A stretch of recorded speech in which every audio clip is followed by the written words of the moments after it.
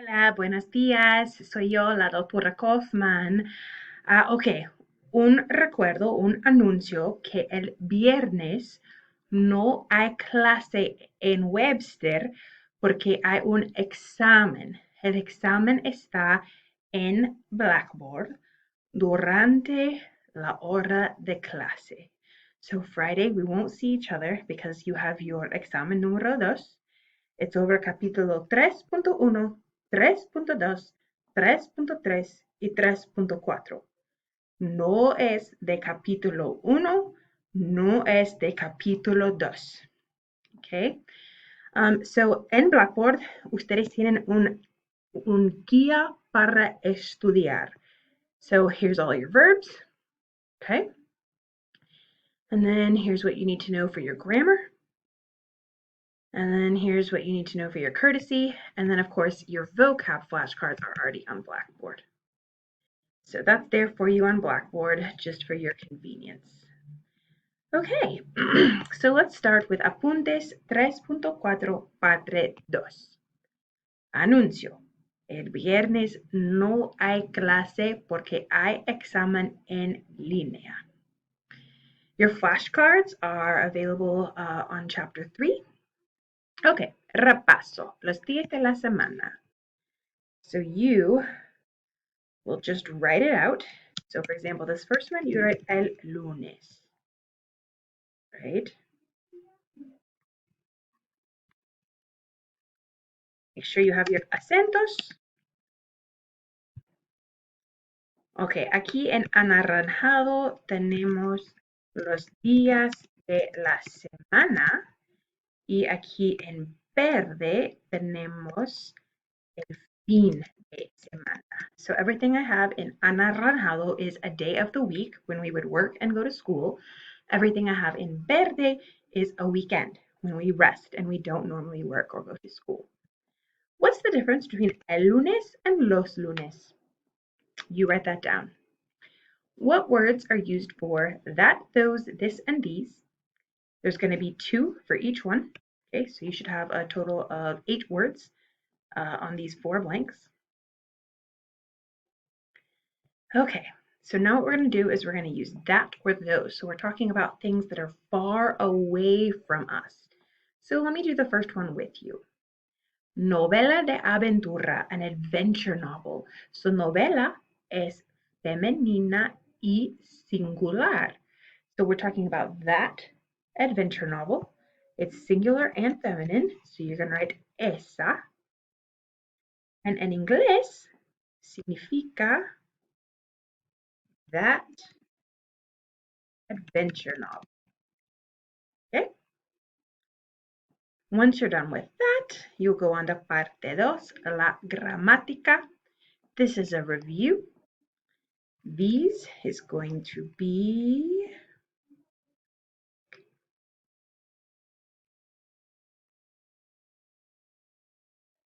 this and esta. This is why it's very important when we're using the verb estar, está, he is, está. You have to have that accent because if you don't have it, it means this.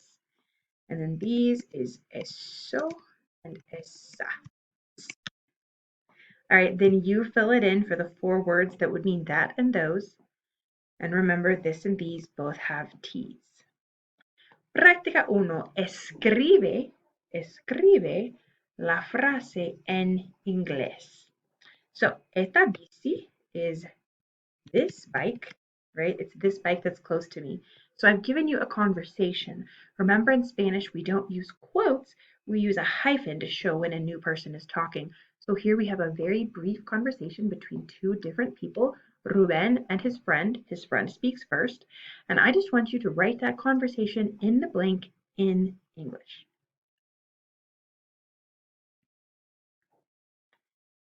Okay, once you have done that, we are going to learn some verbs that stem change from O to UE, and I'm going to explain what that means in a second. So first, to count es contar. Oh, what happened? It's blank. Oh, there we go. We had it, sorry. Contar.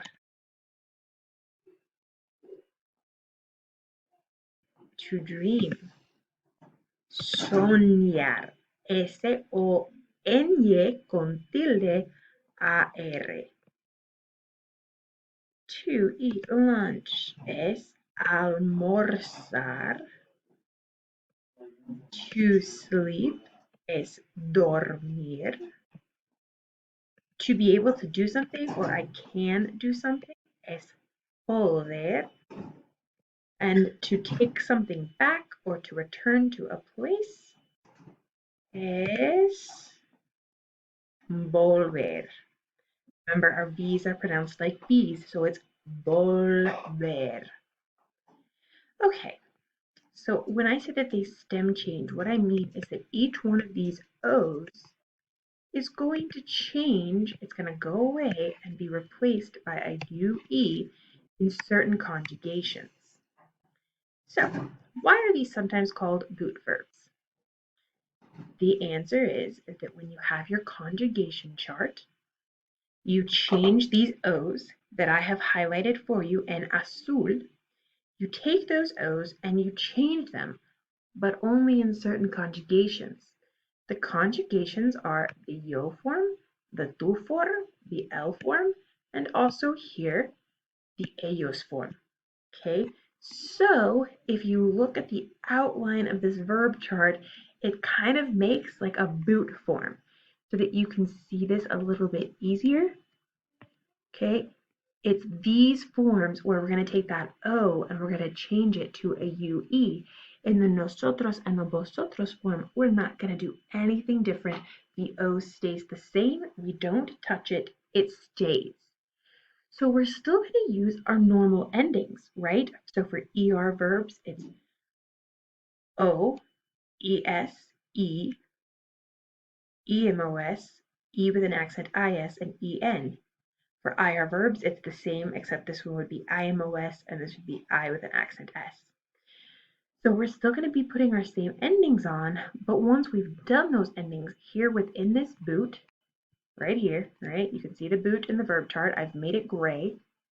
You're going to take those O's that I have made blue and you're going to change them to a UE. So let's look at an example here, okay?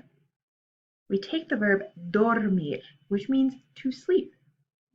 Within the form of the boot, okay, we change that O to a UE.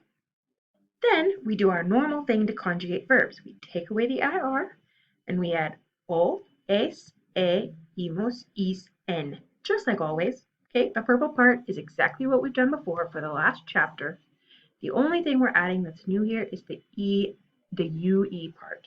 And it only happens in the yo, tu, el, and ellos form, which kind of looks like a boot. Okay, so here I have asked you some questions. So, ¿cuentas tu dinero en el banco mucho? And you're going to answer it en español. So I'm asking, do you count your money in the bank a lot? And you would answer, sí. Now, we're going to take the verb contar, okay? We're going to take away the AR, and we're going to add an O because it's me counting. I'm the one counting. And because the yo form is in our boot, we're also going to take away this O and make it a UE. Okay, so I count is cuento. So sí, cuento mi dinero mucho. Yeah, I go to my account and I count my money a lot. I see how much I have. Or if you're more of a person who just likes to be surprised by what's in your bank, no cuento mi dinero mucho. Now remember, you have to have two no's. The first no means no, I don't do it. The second no means not. I do not count my money. You have to have both. Otherwise, I'm saying, do you count your money? And you're saying, no, I count my money. And that doesn't make sense. So you have to have both no's. The one that means not goes directly in front of the conjugated verb all the time. Okay, so por lo general, ¿dónde almuerzas? In general, where do you eat lunch? So you would answer, for example, por lo general, in general. Then here you're going to put I eat lunch. So you're going to take the verb almorzar and you're going to conjugate it for I do something. And then the words we've learned for where we could eat, we've learned a restaurant, a cafe, a dining room, and a home or house. Okay? This needs a tilde on the end. I'm very sorry. Okay? Sueñas mucho cuando duermes. Do you dream a lot when you sleep? So you're going to change this one and tell me, I dream a lot when, and then you're going to change this one to I sleep. Or, no, I don't dream a lot when I sleep. Okay, so you're going to answer these questions in Spanish. So, por lo general, ¿a qué hora duermes? So, this means at what time. Okay. ¿Dónde duermes? So, do you sleep in an apartamento, casa, residencia? Okay, now I'm asking you what you can and can't do well. ¿Qué actividad puedes hacer muy bien? What activity can you do very well? So we're going to take away the hacer because we don't need to say I can, I do, sing, right? We just say I do sing. So in our answer, we don't need this hacer anymore. It's going to go away. So first thing we're going to do is we're going to say I can. So poder means can. We take away our ER. To say I can do something, we always add an O. And then because the yo form is in the boot, we change that O to a UE. And our new verb puedo means I can. So what can you do? When there's two verbs, you conjugate the first one. We've already conjugated puedo. And you don't conjugate the second one, okay? Because you don't want to say I can, I sing. You would just say I can sing. So for example, puedo jugar el fútbol muy bien. Okay? Puedo tocar el piano muy bien. Whatever it is that you can do, right? You're going to put your verb here to say you can do something very well. Okay. ¿Puedes hablar una lengua que no es el inglés bien? So, can you speak a language that's not English well? So you would either say, yes, I can speak Spanish well, or you could say, I speak a little Spanish. Okay, if you want to say a little, it would be un poco de. If you want to say a little, some languages are francés, portugués, italiano, japonés, chino. Any of these might be some languages that maybe you could speak a little bit of. ¿Puede Hannah hablar bien una lengua que no es el inglés? So here we're asking the same thing, except we're asking, can Hannah do it? And the answer is that I speak English and Spanish very well. I speak French well, and I speak a little bit of Portuguese. Okay, so this one is saying, a Hannah le gusta mucho Mexico. So we're saying she likes Mexico, and because we're using the verb gustar, we have a in front of my name. It's her favorite country. Do Jana and her family return a lot to Mexico? And the answer is yes. So you need to say yes. Jana and her family return a lot to Mexico. Last, you're going to answer some more questions asking what you can play.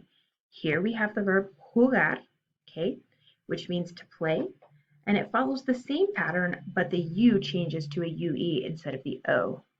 So, can you play hockey well? Sí, juego el hockey bien, or no, no juego el hockey bien. And I'm going to do that for every other question. I'm asking what you can play, and then at the very end, I'm asking you another question. You'll have to figure that out on your own. Fill out these notes. Then there's a little bit review here of this, these, that, and those, and you are done. Gracias, adios.